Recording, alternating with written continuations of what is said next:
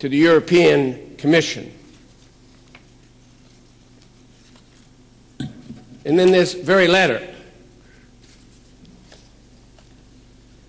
at the top of the list, it says, the organization has already been classified by the international community as a terrorist organization. There's only one reason it's there. We helped this government put it there. So to a certain extent, and I'll defer to my distinguished legal colleagues on the dais, seems to me there may be a co-conspiracy here. Unintended perhaps, but the fact of the matter, it does look like we're in collusion. And as long as we continue to designate it as a terrorist organization, they can send these documents around the world justifying, rationalizing, explaining the murder of innocent, unarmed people on 2 occasions in Camp Ashraf. I had occasion to be talking to the UN High Commissioner on Refugees about 2 weeks ago. He expressed grave disappointment and frustration with the Maliki government.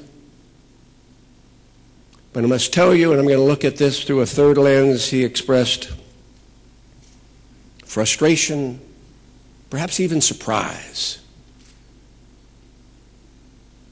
with the United States and its failure to act, because the continued designation has frustrated their limited efforts, because they know even if they get access, and so far the Iraqi government has denied them access, even today, Martin Kleber was told that you got to move by the Iraqi government, you must move these men and women to another location in Iraq.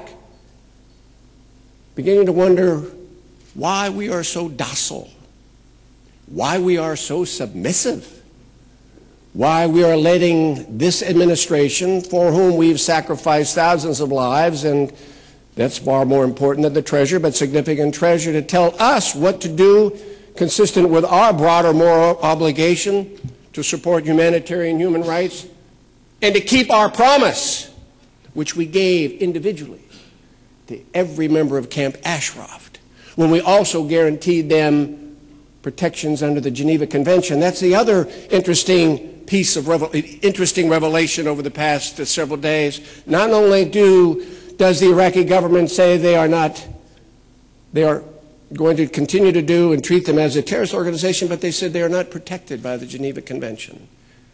Rather remarkable statement for someone who wants to be accepted in the broader world community.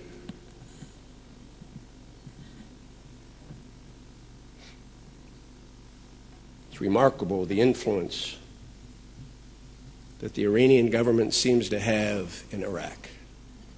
Let's remind ourselves, ladies and gentlemen, that the Maliki government did not win an overwhelming victory, and he had to form a coalition government.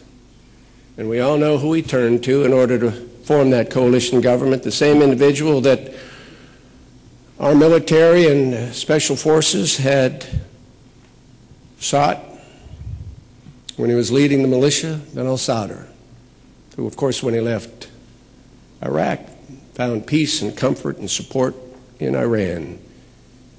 And not only to bring himself back, but he brought a disproportionate amount of Iranian influence back.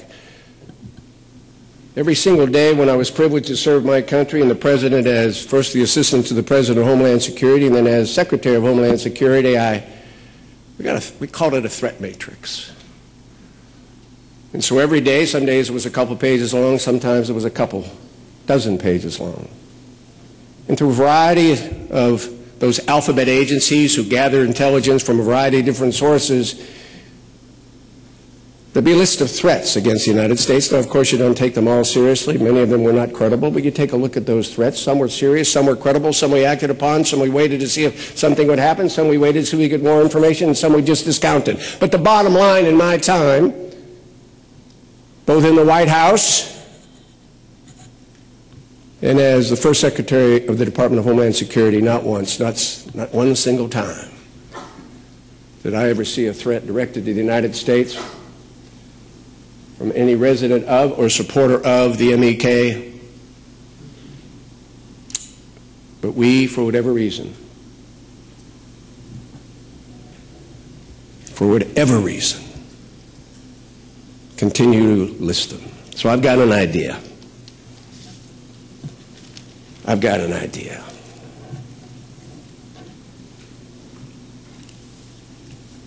Maliki is coming to this country on December 12th. And I really hope this tape gets to the White House. The State Department issues visas, and the Department of Homeland Security, although the visa has been issued, has the right to deny you access into this country. It's an interesting juxtaposition. One issues the visa and the other opens the door and lets you in. Well, I've got an idea. Let's set a couple conditions before we open the door. How about delisting the MEK?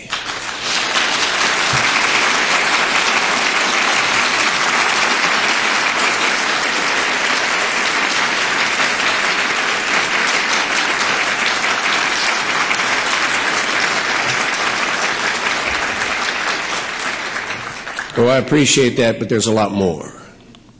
We're going to delist. We're going to insist that they cooperate with UN High Commissioner on Refugees. We're going to insist that the initial interviews take place in Camp Ashraf.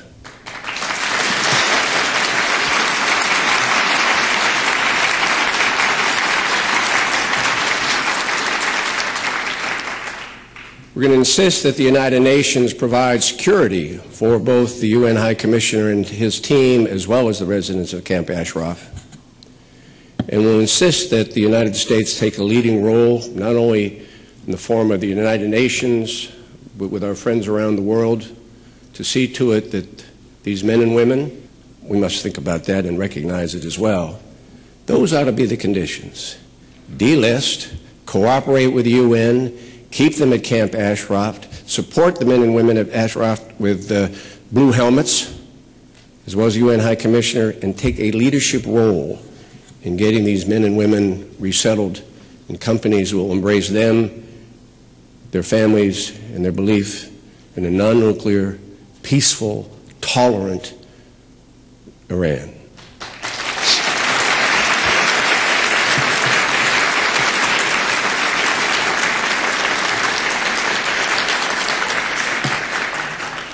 One final thought.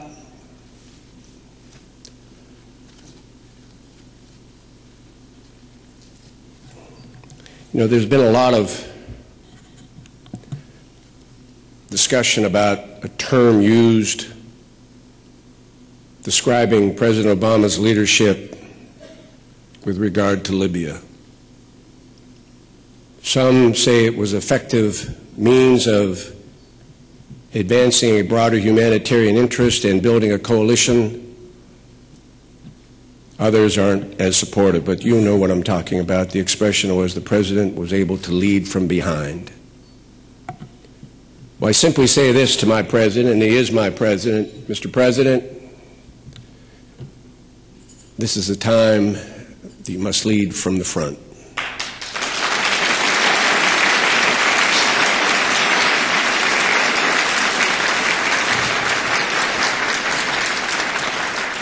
You can ask any soldier or any Marine, one of the most difficult tasks on any mission is walking point. Because sometimes that individual or individuals walking point take the initial hit, they take the flak, they're the ones who encounter the enemy. But right now, on this issue, Mr. President, you have to walk point. Delist MEK and provide them the protection until the rest of the world can welcome them with open arms to promote a free, independent, non-nuclear Iran. We need a regime change, and the first place to start is to delist the MEK. Walk point, Mr. President.